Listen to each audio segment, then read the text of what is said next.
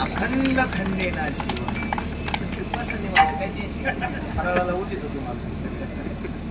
अखंड खंडेना जीवन रामकृष्ण नारायण दगडावरती बसून तुकोबाराय देवाचं भजन करायचे. ऐका ऐका हो, ऐका ना जरा. दगडावरती बसून तुकोबाराय जर देवाचं भजन करायला लागले तर दगडाला सुद्धा पाजर फोडण्याची ताकद माझ्या तुकोबारायांच्या भजनात आहे. दगड महाराजांना बोलायची, महाराज करू लागू काय भजन? नाही कोणी तुमच्या जोडीला भजना करता, एकटेच तुम्ही भजन करण्याकरता करू लागू काय भजन? कोण बोलते तुकोबारायांना? कोण बोलते? दगडा बोलत चला ना, बोलत चला. कोण बोलते तुकोबारायांना? बोला बोल. हे तिकडे कोण बोलते? सांगा सांगा सांगा. हा दगड अंग तस कसं काय सांगा. दगड बोलते तुकोबारायला. ऐका, दगड बोलते. हे बऱ्याच शान्या दगडाला अजून समजा नाही बरं का. आक्षेप घेतात तुकोबारायांवरती. दगड महाराजांना बोलायला लागली, महाराज आम्ही करू लागतोय तुमच्या सोबत देवाचं भजन. म्हणून दगडाच्या टाळामधून ही गायली अभंग तुकोबाची रंगवाणी. आई तुकोबारायांच्या भजनाची ताकद असेल माय. मातीचे कण तुकोबारायांसोबत भजन करायचे, दगड तुकोबारायांसोबत भजन करायचे.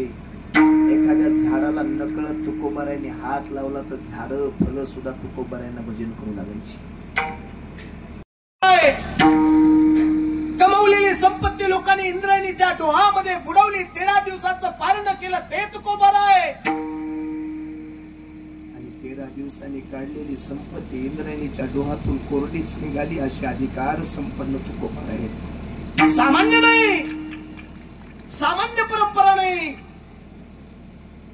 एवढे अधिकारी असणारे तुकोबाराय यांना सुद्धा गावातल्या लोकांनी कान दिला. गावात भजन करायला लागले तर गावातली माणसं तुकोबारायांवरती धावली. काय करायलास? गावातल्या सत्ताधारी माणसाला तुकोबारायांनी हात जोडावे आणि सांगावं देवाचं भजन करू. आमची परवानगी नसेल तर देवाचं भजन करायचं नाही. कुणाचं सांगतोय मी? कुणाचं? तुकोबारायांचं. मग तुकोबारायांसारख्याला जर भजन करत असताना गावातले लोक ताण देत असतील, आताच्या भजनाला तर गांजेच्या धुरातच फुकीतील लोक येळ लागून घ्यायची नाही. अखंडरित्या देवाची भक्ती करत भजन करू दिलं नाही. याच्यावरती तुकोबारायांना लोक त्रास देण्याकरता थांबले नाहीत. एका बहादराने कळस केला, तुम्ही सगळे सुशिक्षित माणसं आहेत. एका माणसानं माझ्या जगद्गुरु तुकोबारायला बोराटीच्या काठीने मारलं. अनचट गप्पा नाही सांगत, हे संत चरित्र सांगतो.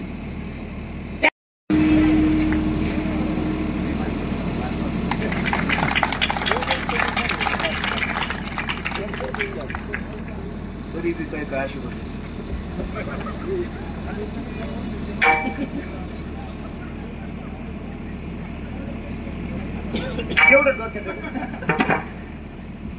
कलाकाराचं, गुणवणाचं, गायकाचं, वादकाचं कधीतरी कौतुक करत जा ना. कीर्तनकार एकटा एवढा शहाणा नसतो की तो सर्व ऍडजस्ट करू शकतो. कीर्तनामध्ये जर गायक आणि वादक जर संगीत अलंकार जर नसतील तर कीर्तनकाराला शून्य मारते. प्रत्येकाच्या कानाला मंत्रमुग्ध करणारं गायक, गायनाच्या स्वरातून चित्र उभा कसं राहता येईल याच्याकरता गायक तत्पर असतात. विठाला विठाला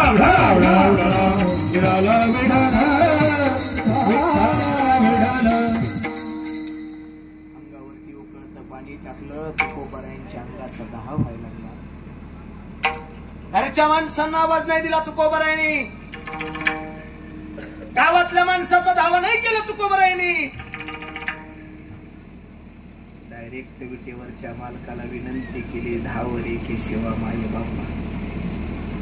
आणि ऐका, या दिवशी तुमच्या अंतकरणात खरी देवाची भक्ती असेल, खरीच जर तुम्ही देवाची अंतकरणातून जर सेवा करत असाल, तर तुमच्यावरती किती बी मोठं संकट येऊ द्या, त्या संकटाचं निवारण करण्याकरता भैरवनाथ भगवान तुमच्या पाठीमागे उभं राहून तुमचं रक्षण केल्याशिवाय राहणार नाही. करायचे, हे भैरवनाथा, तुझं दास्यत्व आम्ही स्वीकारलंय, अखंडरित्या तुझी भक्ती करणारे आम्ही आहेत, आमच्या हृदयामध्ये तुला जागा देणारे आम्ही आहेत. ऐक, जर तुला भक्तच जर नसतील तर तुला देव सुद्धा कोण म्हणाल. आम्ही तुझे भक्त आहेत, आणि भक्तावरती आलेलं संकट जर तुला टाळता येत नसेल, तू कसला देव. हेच भाष्य तुकोबारांनी देवासोबत केलं होतं. जरा पुत्र माझ्या पोटी जन्माला घाल, काहीच रक्षण करेल, आईच रक्षण करेल, बाईच्या कपाळावर तुझे कुंकू त्या कुंकाचं रक्षण करेल. पुत्र माझ्या पोटी जन्माला म्हणून काय जिजामा साहेबांनी पुण्य केले असेल. माझ्या जिजाऊची पुण्याई कशी आली फळाला, माझ्या जिजाऊची पुण्याई कशी आली फळाला. तो बापाचा बाप राजा शोभा जन्मला, तो बापाचा बाप राजा शोभा जन्मला, तो बापाचा बाप राजा शोभा जन्मला, तो बापाचा बाप राजा शोभा जन्मला. माझ्या जिजाऊची पुण्याई कशी आली फळाला, माझ्या जिजाऊची पुण्याई कशी आली फळाला. तो बापाचा बाप राजा शोभा जन्मला, तो बापाचा बाप राजा शोभा जन्मला, तो बापाचा बाप राजा शोभा जन्मला, तो बापाचा बाप राजा शोभा जन्मला. दैवत छत्रपती रामचं दैवत छत्रपती, आमचं दैवत छत्रपती नामचं दैवत छत्रपती, दैवत छत्रपती नामचं दैवत छत्रपती.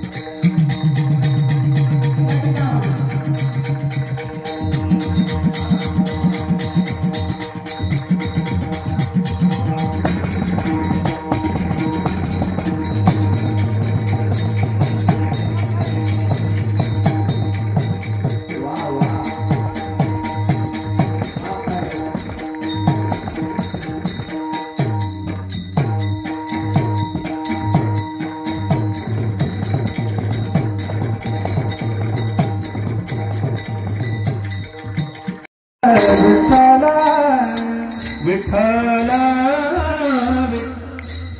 गोपाल विठ्ठल हरी जय जय विठ्ठल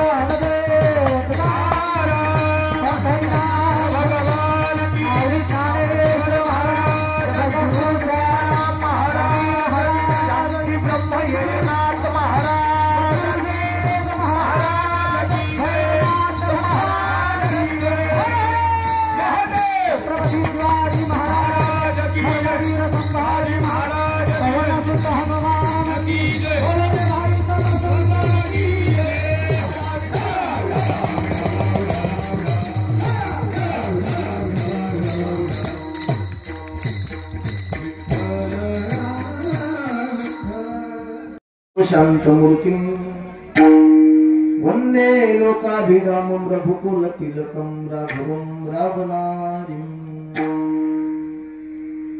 जयांचे केल्या स्मरण होय सकल विद्यांचे अधिकरण तेची वंदो श्री चरण श्री गुरूंचे ते नमस्कारो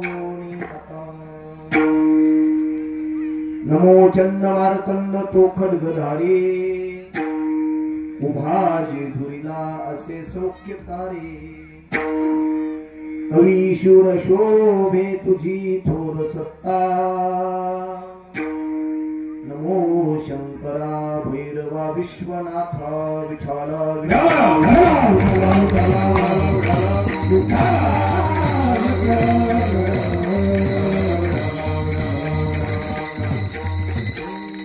महायोग पीठे कटे भीमरथ्याम्बुरं पुंडरीकाय दत्तं मुनीन्द्रे समागत्य तिष्ठं तमानंद कंदं परब्रह्मलिंगं भजे पांडुरंगाकार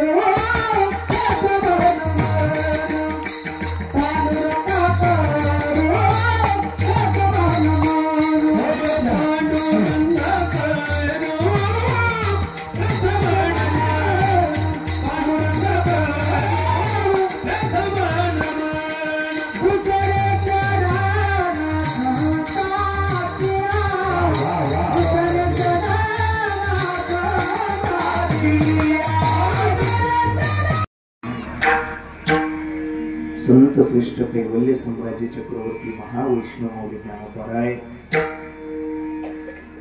वारकरी संप्रदायाचा श्वास वारकरी संप्रदायाचं हृदय वारकरी संप्रदायाचा प्राण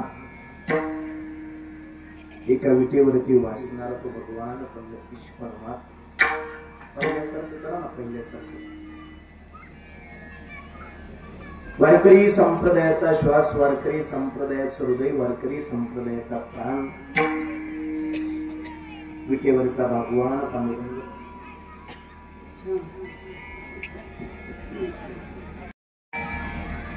जगाचा संसार सुखाचा व्हावा याच्याकरता स्वतःच्या प्रपंचाची राख रांगोळी करणारा एकमेव महात्मा अखंडरित्या देवाची भक्ती करणारे अखंडरित्या देवाचं भजन करणारे अखंडरित्या परमार्थ करणारे अंतःकरणामध्ये धारणा असणारे जगाचं कल्याण करण्याकरता स्वतःच्या प्रपंचावरती तुळशी पत्र ठेवणारा एकमेव महात्मा म्हणजे देहूचे मालक आहेत.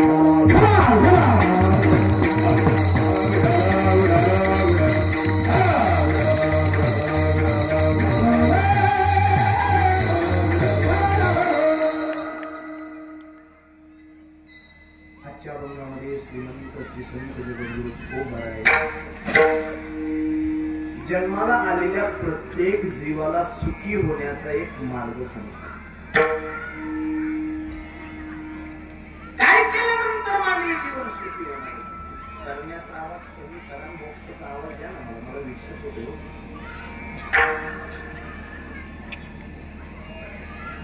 काय केल्यानंतर मानवी जीवन पवित्र होणार आहे? कुठली साधना केल्यानंतर मानवी जीवन पहिल्या तीरावरून पहिल्या तीराला देव घेऊन जाणार आहे? काय प्रयत्न करावे लागतील? काय प्रयत्नाची पराकाष्ठा करावी लागेल? नेमकं काय करावं लागेल की हे मानवी जीवन पवित्र होणार आहे, मानवी जीवन सुखी होणार आहे? तुकोबारायांचं सरळ आणि सोप्या शब्दात अंतःकरणातले अमृत निघालेले शब्द सांगायचे. तेने विना जीवा सुख मोही आपुला तू एक देव करून घ्यावा. तेने विना जीवा सुख मोही एक देव तुम्हाला आपलासा करावा लागेल. एका देवाची तुम्हाला भक्ती करावी लागेल, एका देवाची तुम्हाला सेवा करावी लागेल. आणि अखंडरित्या देवाची भक्ती केली की आपलं जीवन पहिलं तीरावरून पहिलं तीराला जाईल्याशिवाय राहणार नाही. कळम नावाचा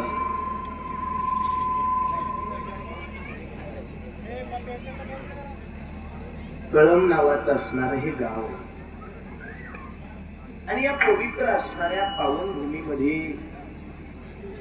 किम निमित्तानं कीर्तनाचं आयोजन आहे, कशा करता कीर्तन ठेवलेलं याचं तुम्हाला सगळ्यांना आता इकडे बघा माझ्याकडे कशा करता हे कीर्तनाचं आयोजन केलेलं आहे, कशा करता एवढा मोठा खर्च सगळ्या गावकऱ्यांनी केलेला आहे. भैरवनाथ भगवंताच्या प्रथम वर्धापना दिनाच्या निमित्तानं हा कार्यक्रम आहे. भैरवनाथ महाराजांचं मंदिर जुनं आहे, भैरवनाथ मंदिर भैरवनाथ भगवंताचं स्थान जुनं आहे, पण भैरवनाथाच्या मंदिराचा वर्धापन दिन आहे.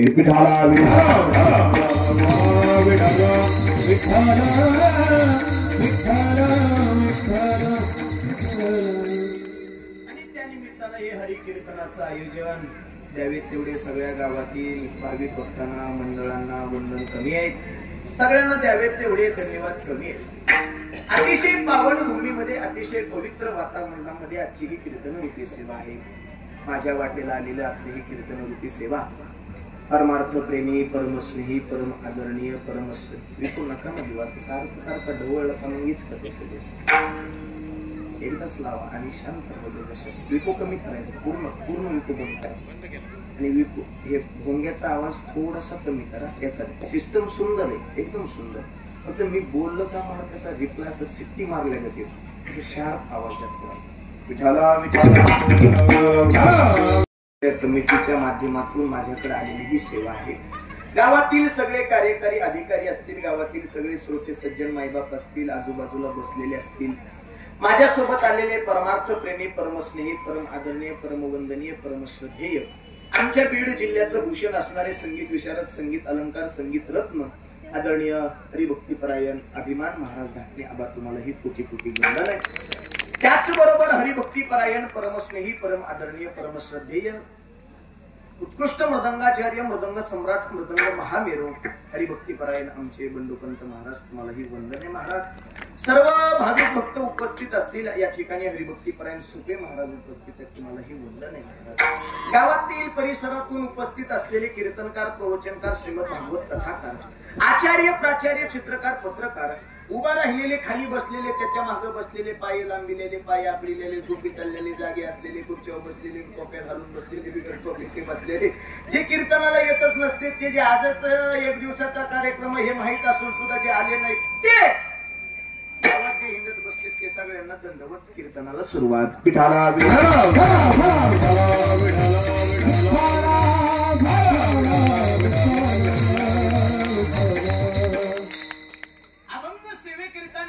श्रीमंत श्री संत जगद्गुरु तुकोबारायांचा आजच्या अभंगामध्ये श्रीमंत श्री संत जगद्गुरु तुकोबराय मानवी देहाला जन्माला आल्यानंतर प्रत्येक जीवाला एक सोपा उपाय सांगतायत. हे जीवन पवित्र कसं बनवायचं, आईला तीरावरून हे जीवन पहिलं तीराला कसं घेऊन जायचं आणि मानवी जीवन दुःखरूपी सागरातून सुखरूपी सागराकडे कसं घेऊन जायचं याचा प्रयत्न म्हणजे आजचा अभंग आहे. विठाला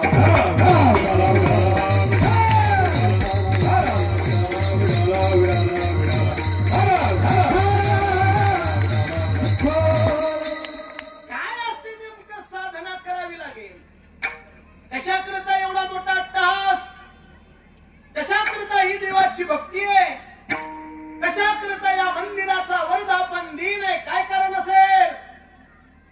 जन्मोजन्मीचं अंतकरणातलं पाप नाहीसं करण्याकरता केलेली देवाची सेवा म्हणजे हरिभक्ती आहे. विठाला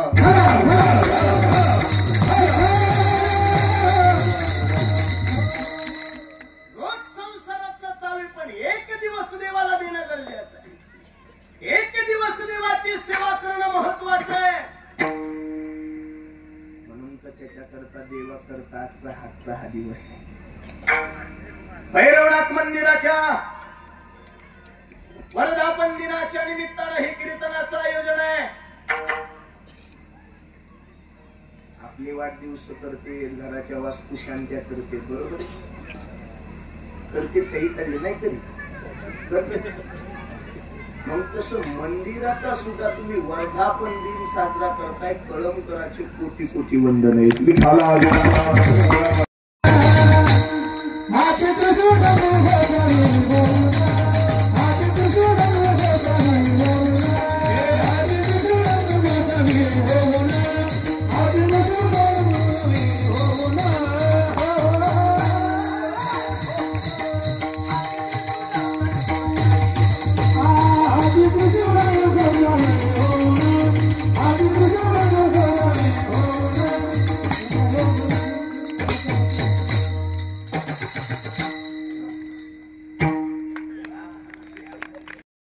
भैरवनाथाविषयी प्रांजळ भावना आहे. हे माथा जर भैरवनाथाच्या चरणी समर्पित केला तर त्याच्यावर किती बी मोठं संकट असलं तरी हातात त्रिशूळ डमरू घेऊन गोसायाचं रूप घेऊन भैरवनाथ त्याच्या संकटाचं निवारण केल्याशिवाय राहत नाही.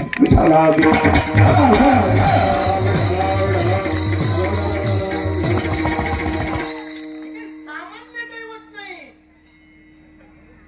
चांगल्या चांगल्याचा नाश करणारं दैवत आहे. आणि जो अंतकरणातून त्याची सेवा करत असेल, अंतकरणातून त्याची पूजा करत असेल, भेदाच्या पलीकडचं त्याचं जीवन असेल, त्याच्यावरती भैरवनाथ भगवान कृपा केल्याशिवाय राहत नाही. भैरवनाथाच्या चरणी नतमस्तक व्हायचं आणि तिथलं काय लावायचं?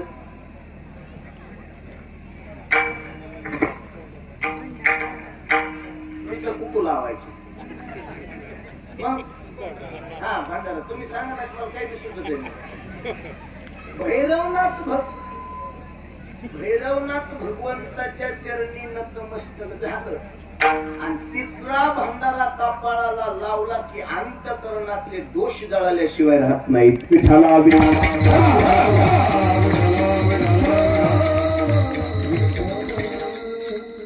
त्याच्याकरता केलेला अट्टहास म्हणजे हे आजचं हरिकीर्तन. देवाच्या ऋणातून काहीतरी उत्तीर्ण होण्याचा केलेला प्रयत्न म्हणजे हे मंदिराचा वर्धापन दिन आहे. त्याच्याकरता ही सगळी माणसं एकत्र येतात, देवाचं भजन करतात, देवाचं पूजन करतात. या वारकरी संप्रदायामध्ये एखादा कार्यक्रमाचं जर आयोजन करत असताना, कार्यक्रमाचं नियोजन करत असताना असं धर्ममंडप आहे ना, या धर्ममंडपामध्ये कुणाचा भेद केला जात नाही. माहिती या धर्ममंडपामध्ये यांनीच यायचं, यांनी यायचं.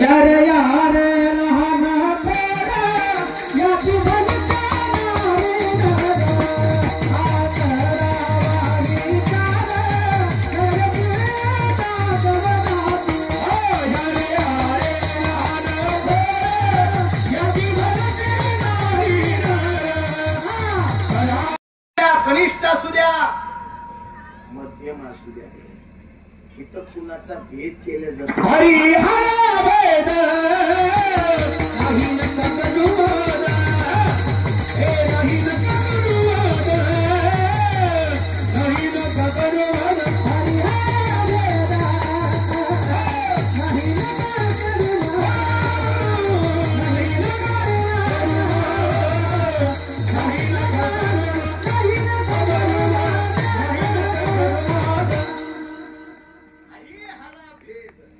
नाही नका करू वाद.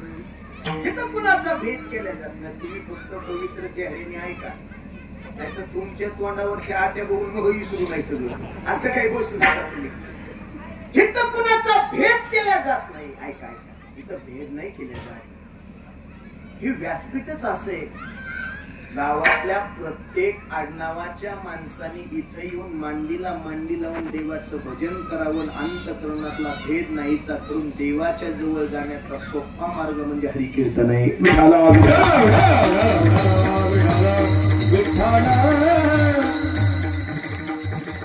त्याच्याकरिता हे कीर्तनाचं आयोजन आहे.